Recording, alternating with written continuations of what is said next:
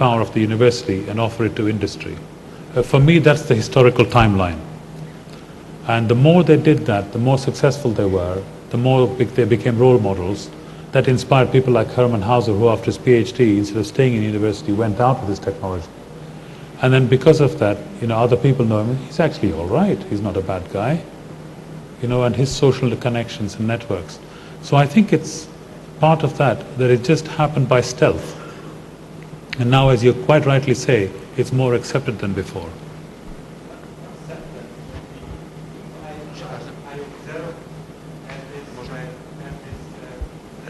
Slide when you presented many photos. Yes. Probably it was Peter Richmond from left down photos was Peter Richmond.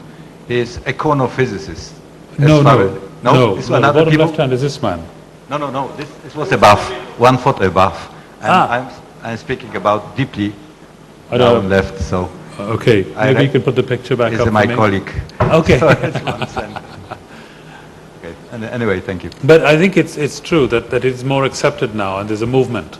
And I have written an article for an Indian magazine a little while ago that talks that entrepreneurship has become a social movement, has become a grassroots movement. It's not only dressing by politicians anymore, saying we need this stuff. It's actually students are demanding it, people are demanding it. And that's why universities have to respond, actually. But these people what you mentioned still against, from basic science or humanistic science, or what Yeah, I think that the acceptance, there's a three-way acceptance that's taking place in Cambridge in the last few years, which is that to be a scholar and to be an entrepreneur and to somehow be a capitalist, all three are actually reasonably comfortable.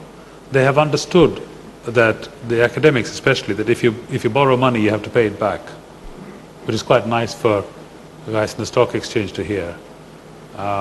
Whereas previously the academics would see this money as a grant. Why do they want this back? I'm doing good science, I'm saving the world. What's wrong with them?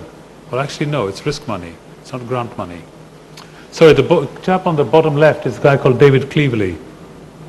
He's a local, you notice his cycle helmet there, and he comes on an Enterprise Tuesday, just comes in there. He doesn't need to do any of that, he just turns up. And we call on him many occasions to give, and he's a great speaker. And the students just love it. You can see them all standing around him.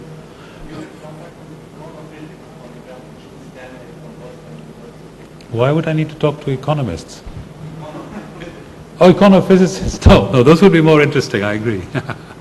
No, I'd love an introduction. And Richard Friend is the picture on the next to him there, standing again talking to students. He's a very senior professor, hugely cited in physics for his work in light-emitting polymers, etc. And there he is happily talking about entrepreneurship, his experience, and so on. So these are the kind of inspirations for us. Well, the question was very much in the area that you have just discussed. It seems at Cambridge that there is no resistance to commercializing results of academic research. That's natural. But this is not the case of other academic communities. There is a natural strong resistance to commercialize, and a lot of effort is being put to convince academics to commercialize or to sort of take the results of their research for commercialization. Could you comment on that? How come it happened at Cambridge, and if you look at other universities in Britain, how they cope with this problem? Okay, so I think the story of Cambridge, as I say, the start line or the date line would be about 1960, when these guys relocated there. And they're alumni of the university, they go in and out, they're talking to academics and so on, and they're making things happen. And I think it just sort of happened over time and by stealth almost, that these changes took place. And the acceptance of commercialization coming about because they can see the benefits of that.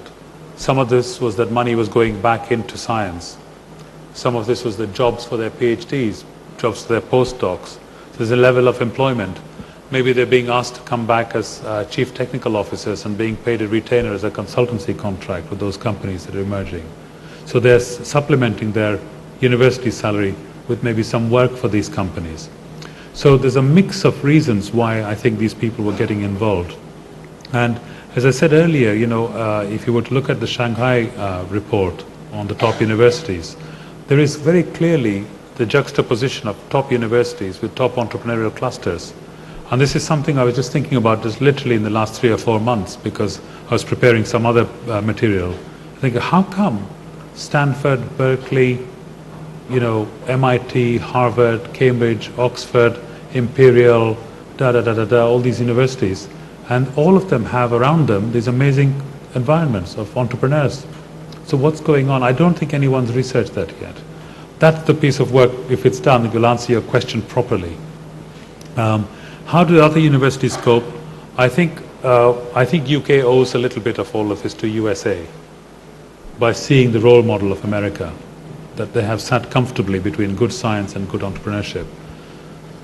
I think we've been caught up with the Bayh-Dole Act, which was about how research should be funded and who will own the intellectual property. I think that influenced intellectual property policies at universities. Universities started to set up trading companies within them, so that any intellectual property that is developed in the university by the academics might get assigned to this company, and then deals are done with the academics and with entrepreneurs, with investors, so that the proper commercialization strategies can take place. Government has put a lot of money into this area for universities to strengthen their tech transfer offices. They're still more filled with parking attendants and with lawyers, but nonetheless, at least it's in the right direction. So tech transfer policy is important. There is no problem with academics in UK universities, especially the old universities, also combining their role with directorships of companies. That's allowed. Some of the newer universities, they have some slight problems with that, but the older, more research universities, there's no problem. So I don't know what the policies are in Poland, whether academics can also have company directorships. If they can't, then they have a real problem. That's a fundamental principle that's got to be changed. Where's the TV camera? You've got to change that policy. Because that is the most suffocating policy. So there have been policy changes, government recognizes movements coming from underneath, looking at America, being influenced by that. Gordon Brown, just a little side joke here, he went to America 43 times when he was the finance minister, if you like, the chancellor, during the 11 years. And he's been to India twice and to China twice. He could share which country he likes more. 43 times. So he's learning from there. So I guess you have to look there, sorry. Yeah.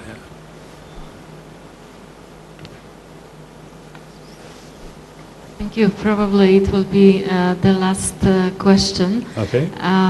You talked a lot about changing culture towards entrepreneurship and within academic environment.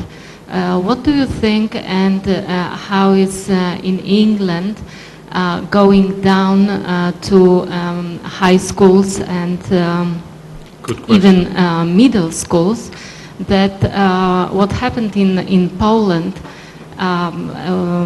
we have just entrepreneur theory in high school, but what about attitude and creativity? So how it's in England?